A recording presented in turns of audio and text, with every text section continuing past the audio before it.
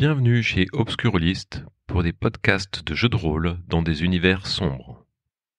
Précédemment dans Fréquence Fatale, Viviane Sinclair a découvert que la machine de George Preston pouvait être à l'origine de phénomènes surnaturels et les causes premières de la mort de Monsieur Fink. Nous reprenons alors qu'elle est aux prises avec une jeune femme qui vient de lui dérober une enveloppe contenant les plans de la machine. Bonne écoute de Fréquence Fatale, épisode 3.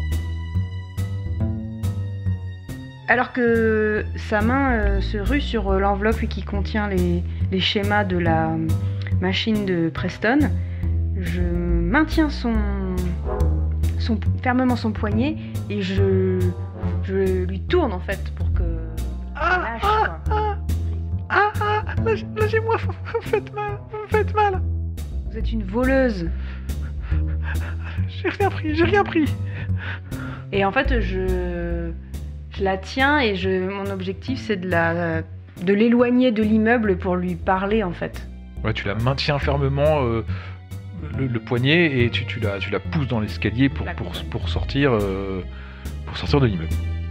Et dans la rue, à quelques mètres de l'entrée de l'immeuble, tu la tiens toujours et en fait elle essaie de se libérer, elle est un peu transpirante, un peu rouge aux joues et... Arrêtez, je n'ai rien pris. Oui, c'était moi une. C'est vous, Pearl. Oui. C'est vous qui cherchez George Preston. Le temple de Nephthys. Oui, je suis allé chercher George et je suis allé chez Monsieur Fuller et ces types là-bas, ils étaient grossiers. Ils n'ont pas voulu me dire où il était parti. Alors moi, je veux savoir où il est parti et c'est pour ça que je suis là aujourd'hui. Ah, ça nous fait un point commun. Moi aussi, je veux savoir où est-ce qu'il est parti. Par contre, pourquoi vous voulez les plantes de sa machine ? George avait appelé Madame Isis le jeudi après-midi. Il devait la rencontrer le soir après le travail, mais il avait pas l'air bien et comme il est pas venu, j'ai compris que quelque chose était arrivé. Et quel rapport avec la machine ? Pour ce que j'en sais, la machine elle permet aux gens normaux de voir les esprits.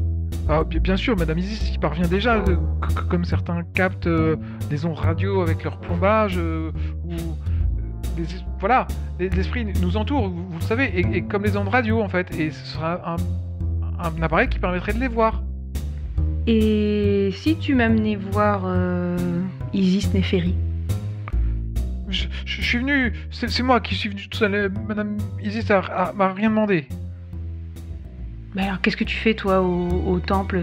Quel est ton rôle ? Elle te semble un peu confuse et elle a très peur, elle est pas très bien. J'essaye de relâcher un peu son poignet sans non plus lâcher complètement. Mm-hmm. Moi aussi, je cherche Georges. C'est sa fiancée qui m'a demandé de me chercher. Donc, si tu sais quoi que ce soit qui pourrait m'aider à le retrouver, il faut me le dire. Je suis journaliste, mais je sais aussi garder... Vous comprenez bien que si le temple a disposé de l'appareil, on est de plus en plus de clients, vous comprenez bien. D'accord. Ok. Et Georges avait rendez-vous avec cette fameuse Madame Népheri, mais n'est jamais venu au rendez-vous. C'est cela, La machine est importante, quelqu'un a dû s'en emparer, je ne sais pas. Mm-hmm. Je comprends. Je lui donne quand même ma carte. Je la remercie. Ouais. Je lui donne ma carte. Je lui dis si tu as d'autres infos.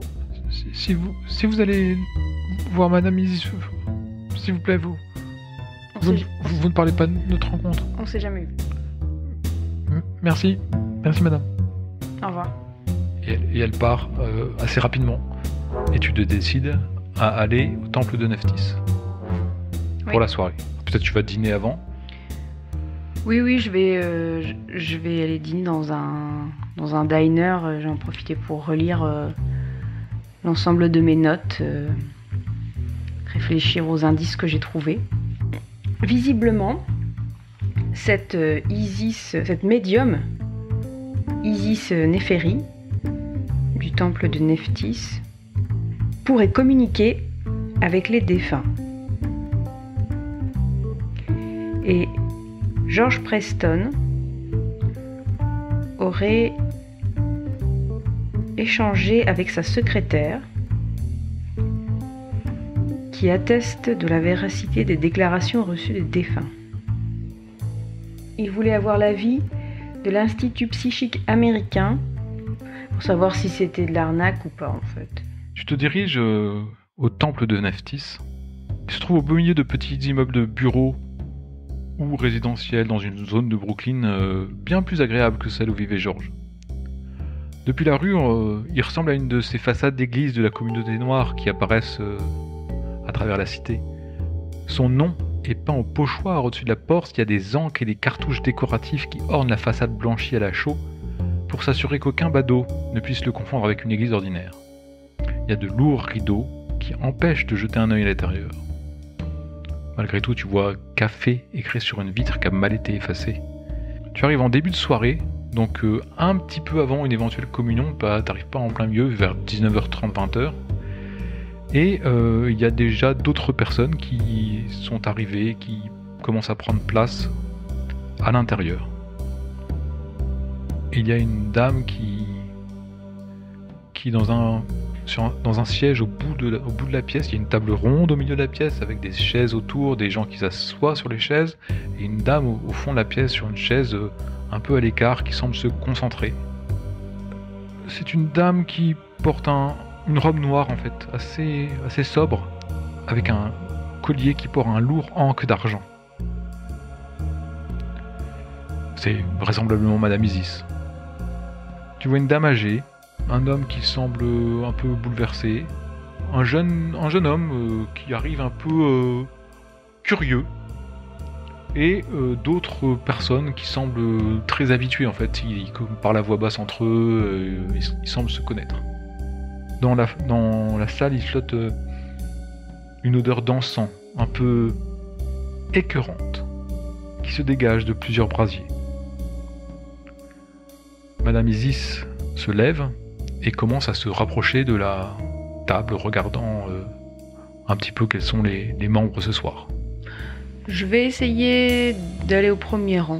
Donc tu vas au premier rang, d'un pas un peu rapide, passant devant un homme qui marche avec sa canne et qui soupire en voyant que cette place se prend devant lui, qui se contente de se mettre derrière. Les lumières s'éteignent, il y a juste quelques bougies et les brasiers qui éclairent la pièce, donc vous n'êtes pas dans le noir. Elle pose ses mains en cloche sur la table. Elle commence en lisant des passages tirés du livre des morts égyptiens. Une fois qu'elle a fini, une partie de l'audience murmure « Amen ». Est-ce que t'es croyante? Est-ce que instinctivement tu dirais Amen aussi à la fin ou... Non, je suis surprise en fait. J'entrouvre les lèvres, mais je... Nous sommes ici ce soir, aux portes de la Douate, pour communiquer avec les proches des personnes ici présentes. Ouvrez-leur le passage, afin qu'ils puissent se faire entendre. Mon chéri, es-tu là? Pour l'instant, personne ne répond. Peut-être la prochaine fois, a dit.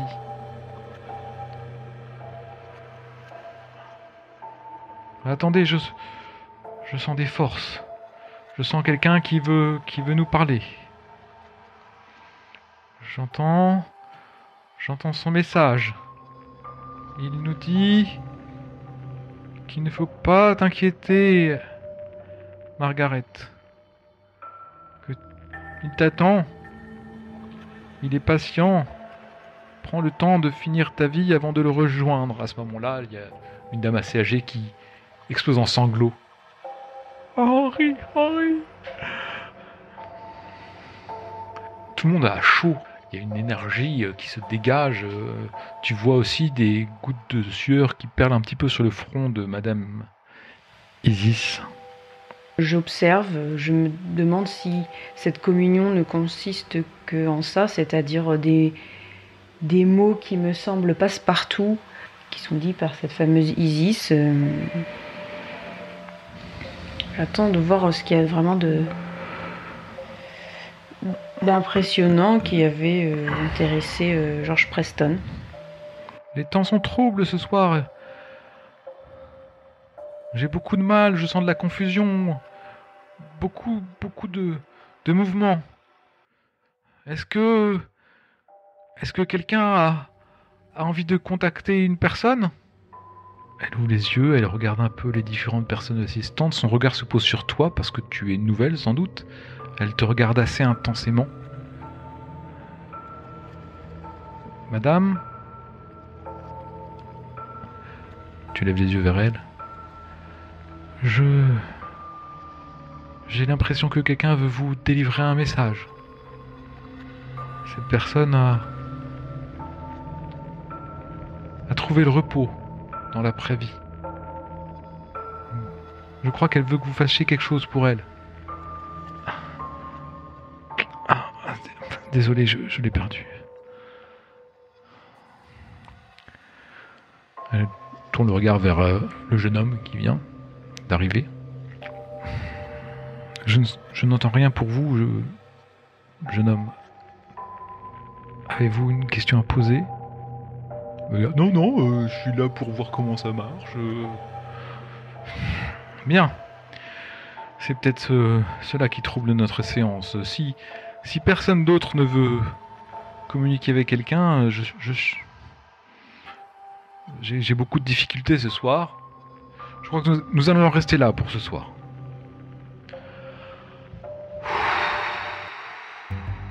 Elle souffle longtemps. Elle semble avoir dépensé beaucoup d'énergie. Et elle regarde un peu perturbé le jeune homme qui est assez... qui la regarde benoîtement. Voilà, un peu trouble-fête en fait de la séance. Mais les autres personnes la regardent avec ce regard bienveillant des ouailles devant le pasteur. Et la remercie et certains lui serrent la main. Moi je vais me lever. D'autres lui donnent quelques pièces. Aussi pour aller la voir. Et elle se lève, elle se détend, elle s'étire un petit peu, les lumières reviennent. Quelques personnes lui tiennent la main, lui discutent quelques bribes avec elle avant de repartir. Elle te voit arriver vers elle. Oh, c'est la première fois que je viens, mais c'était très impressionnant.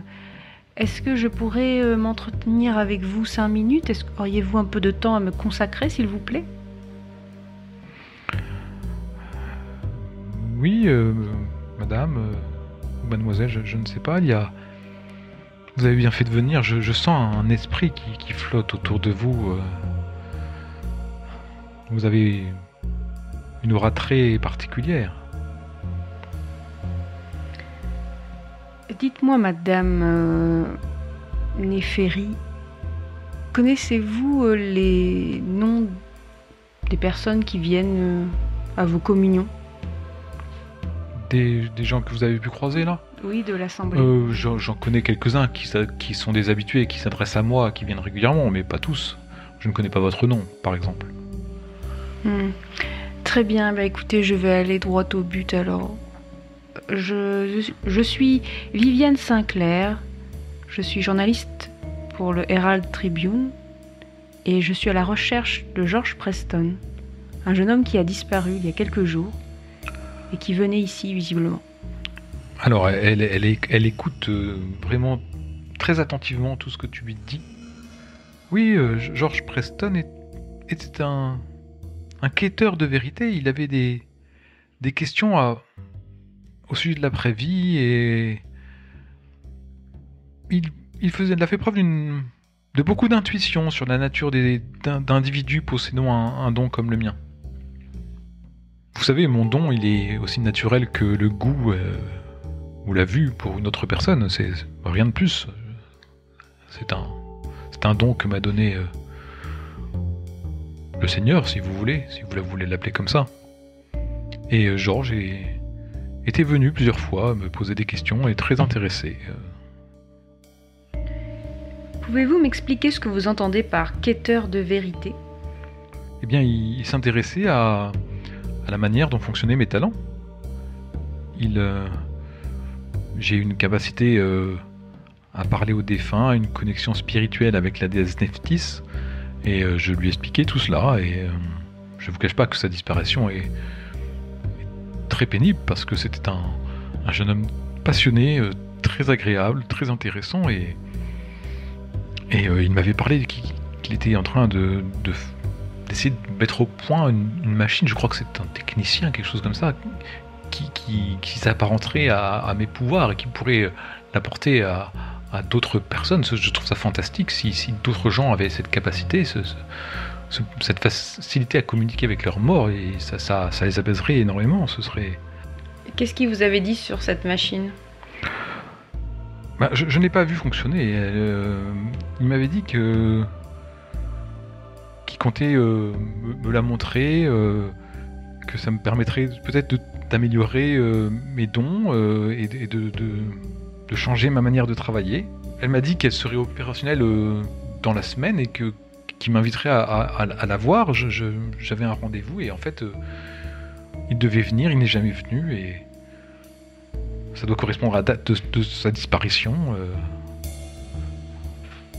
Je ne sais pas, savez-vous pourquoi il a disparu comme ça ? Non, justement, c'est l'objet de mon enquête, madame. Je suis navré, je ne peux pas vous dire grand-chose. J'ai entendu parler qu'il était accusé de quelque chose, il aurait fui. Il y a eu un meurtre. Un meurtre, vous dites ? Dans l'immeuble où il habite, et vu que le lendemain, il a lui-même disparu, je vois. Les gens ont vite fait le rapprochement. Bêtement. Vous pouvez me croire, j'ai croisé quelques tueurs dans ma jeunesse, et George Preston ne pouvait pas assassiner personne. Je ne l'ai jamais vu élever la voix. Ah si, une fois. Face à un sale type, une brute qu'il avait intercepté devant le temple. C'était la semaine dernière. Bon, c'était une question d'argent, visiblement. Ah, à quoi il ressemblait ?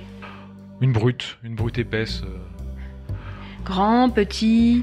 Oui, musclé, peut-être un peu de boxeur, si vous voulez. Mais le profil des... Enfin bon, vous avez compris, la pègre de la ville. Je l'ai vu élever la voix, puis ensuite rentrer dans le temple. L'homme est parti après cette Est-ce que vous pensez que Georges devait de l'argent à cet homme ? Je ne sais pas. Peut-être, oui. Et ça n'a eu lieu qu'une seule fois ? Oui, c'était la semaine dernière. C'est la première fois que je voyais cet homme. D'ailleurs, tant que j'y pense, il était technicien, c'est ça, ou... Électricien. Je crois que Adi, son mari, est électricien aussi, et il a disparu, lui aussi. Son mari ? Oui, il n'est pas rentré depuis 2 jours. Le mari de qui ? Adi, la dame qui essaye de parler à son mari, et je n'arrivais pas à le contacter. Et... Vous voulez dire qu'il y a un autre électricien qui est mort récemment ? Qui a disparu, qui n'est pas rentré chez lui. Mais vous savez, bon, des hommes qui ne rentrent pas chez eux, ça, c'est assez classique. D'ailleurs, elle est là-bas, c'est celle qui s'en va, là. Du coup, je coupe court à la conversation, parce que j'ai pas envie de perdre de vue cette dame. Écoutez, je vous remercie, je vais lui parler avant qu'elle ne s'en aille. Merci encore. Je vous en prie, vous êtes bienvenue. J'espère vous revoir pour peut-être que vous connaissiez la teneur du message qu'on essaye de vous faire passer. Au revoir, mademoiselle Sinclair. Bon, j'y crois pas trop à ces trucs. Je rattrape cette dame. Donc tu cours, tu te dépêches d'aller vers la sortie. Elle est déjà passé le seuil, elle est en train de marcher dans la rue pour rentrer chez elle. Madame, excusez-moi, s'il vous plaît. C'est une silhouette maigre avec des vêtements un peu miteux. Tu connais ce genre de personnes, ces femmes qui élèvent 3 enfants à la soupe populaire, typiquement. Elle sursaute quand tu arrives. Elle est un peu surprise. Comme c'est une femme qui arrive, elle ne s'enfuit pas ou ne crie pas, mais... Que me voulez-vous ? Rien de mal, détendez-vous, ne vous inquiétez pas. Je me présente, je suis Viviane Sinclair, je suis une journaliste d'investigation et je suis à la recherche de George Preston, un électricien qui a disparu il y a quelques jours et qui travaillait pour l'entreprise Fuller. Est-ce que vous aussi, votre mari travaillait pour cette entreprise ? Il était électricien, non ? Ah oui. Vous allez retrouver mon mari, Max ? Peut-être, dites-moi... Il n'est pas rentré, ça fait 2 jours. Est-ce qu'il travaillait aussi pour l'entreprise Fuller ? En fait, il n'avait pas de travail et en fait, on a appris que Monsieur Fuller cherchait à recruter un électricien. Il y allait et il n'est jamais revenu. J'ai essayé d'aller voir Monsieur Fuller, il m'a dit que mon Max n'était pas assez bon et il ne lui a même pas réglé sa journée. Donc selon Monsieur Fuller, il a quitté l'entreprise. Non, en fait, je crois que Max il postulait à plein d'endroits parce qu'il cherchait un travail, parce qu'en fait faire du coup par coup, ça nous aidait pas à manger et donc Monsieur Fuller avait perdu un employé, il avait demandé à recruter, Max y allait et il a fait sa journée de travail parce que j'ai cru comprendre que Monsieur Fuller voulait les faire travailler pour voir leur niveau, pour évaluer leur capacité, et il est jamais revenu et Monsieur Fuller m'a dit que mon Max n'avait pas été assez bon. Oui, mais s'il n'a pas été assez bon, ça veut dire qu'il a travaillé. À la fin de sa journée, on l'a remercié. Je suppose. Ça ressemble pas à Max de pas rentrer à la maison. Bon, il y en a qui vont se saouler comme ça, mais il faut qu'ils reçoivent leur paye. Mais Max, déjà, il n'a pas été payé. En plus, d'habitude, il rentre. Je comprends pas. Tous les jours, je vais à la morgue municipale, c'est horrible. Je dois demander à une voisine de garder mes enfants et... En fait, elle est pas très convaincue par ce qu'elle dit. Elle a peur que son mari soit parti et qu'il l'ait abandonné. En fait, et elle veut y croire, quoi. Et il a disparu depuis combien de temps ? Depuis 2 jours maintenant. Est-ce que vous pouvez me donner une description physique ?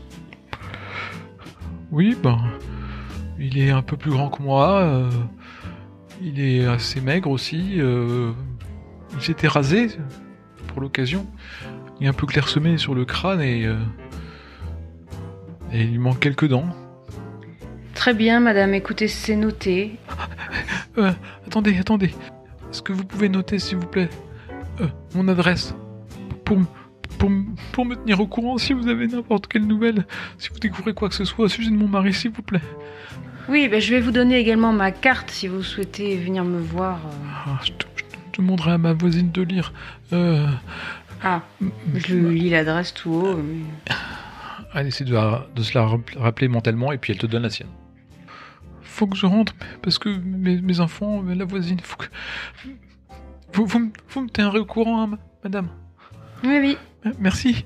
Et puis elle commence à reprendre son chemin en marchant assez vite.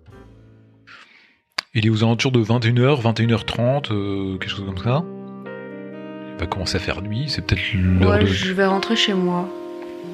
Tu prends un bus et qui te dépose à 10 minutes à pied de chez toi. Tu rentres en songeant à tout ce que tu as vécu cette journée, qui était bien chargée, mine de rien. Et la seule chose étrange qui m'interpelle, c'est le témoignage de ce vieil homme dans l'immeuble où habitait George Preston. Mais c'est un vieil homme, alors quelle est la valeur de ce témoignage ? Cette machine, visiblement, elle fait des choses étranges, mais ce qui m'inquiète le plus, c'est... J'ai pas de piste vraiment fiable, selon moi, pour retrouver George. En fait, il y a ce dernier indice de la pègre, la mafia. S'il devait de l'argent, c'est possible qu'il ait été kidnappé. Est-ce que c'est ça? Et puis, est-ce que c'est une simple coïncidence que Max Smith ait également disparu alors qu'il a travaillé à l'entreprise Fuller? Tu t'aperçois, alors que tu réfléchis à tout ça, que tu es suivi. Je cherche machinalement mon Derringer, ma petite arme que j'ai sur moi, pour me protéger. Tu peux décider de l'affronter dès maintenant, ou de te glisser dans une allée et tenter de le prendre par surprise.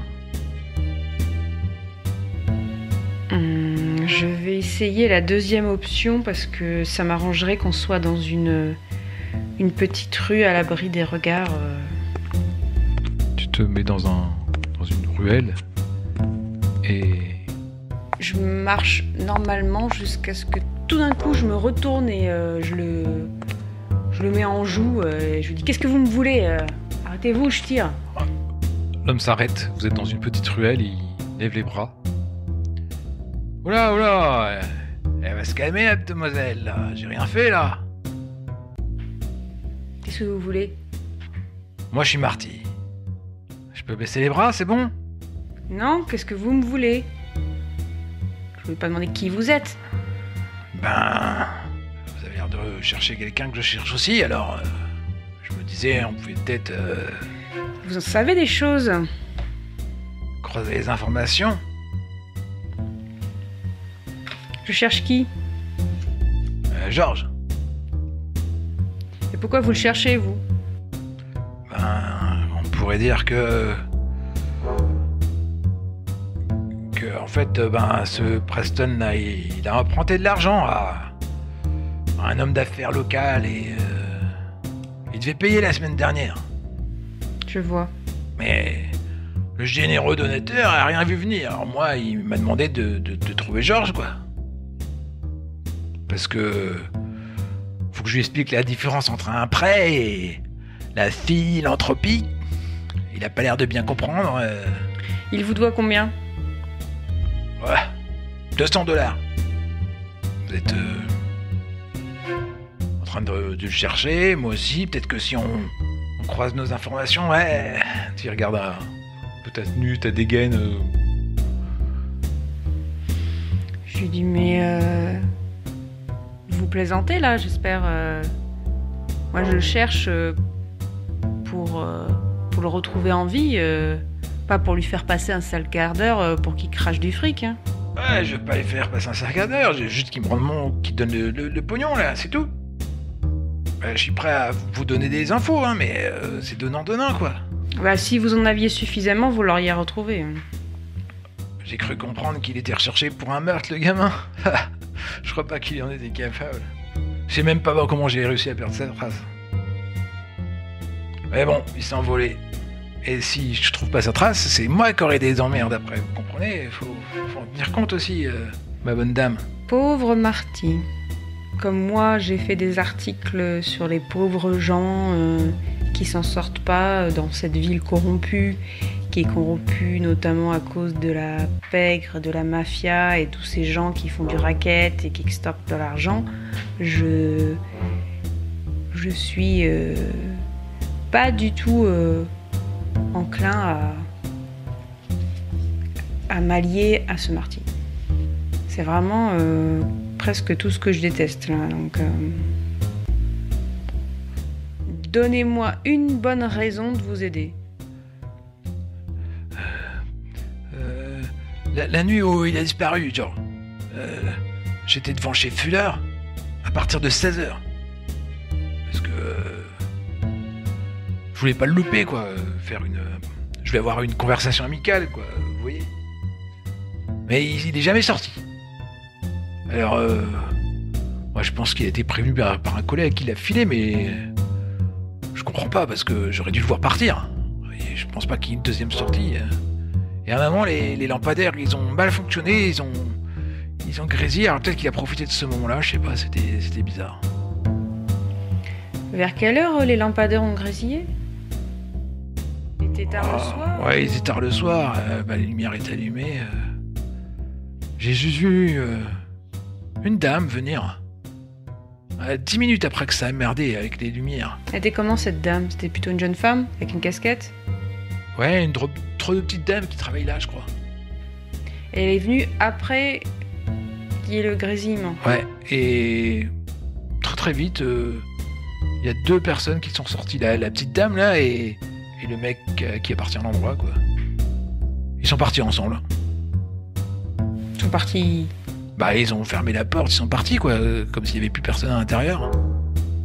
Après, j'ai peut-être dû m'endormir devant la planque, mais bon, je peux pas rester à 48 heures éveillé, moi. Ok. Et vous pouvez pas me donner quelques infos? J'ai l'impression que se passe quelque chose aux entreprises Fuller.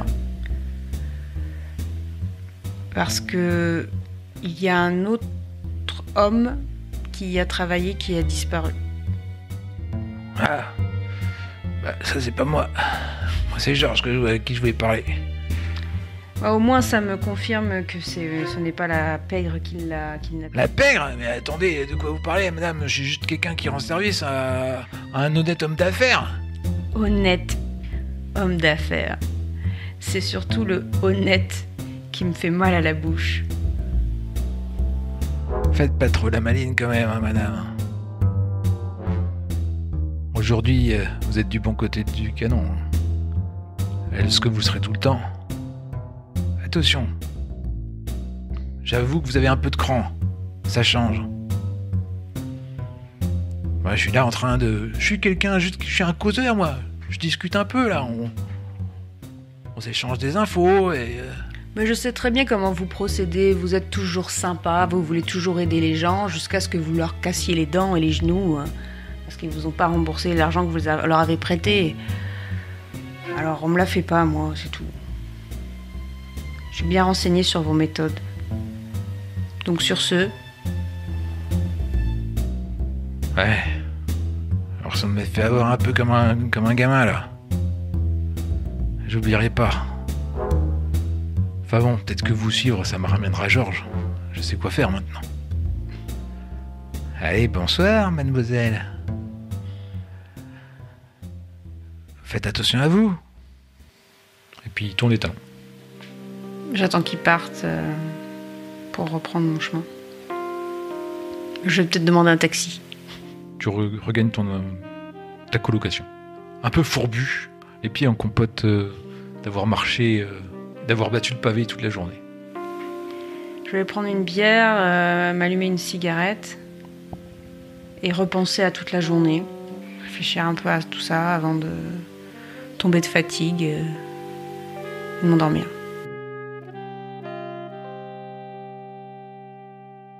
Et ainsi se termine Fréquence Fatale, épisode 3.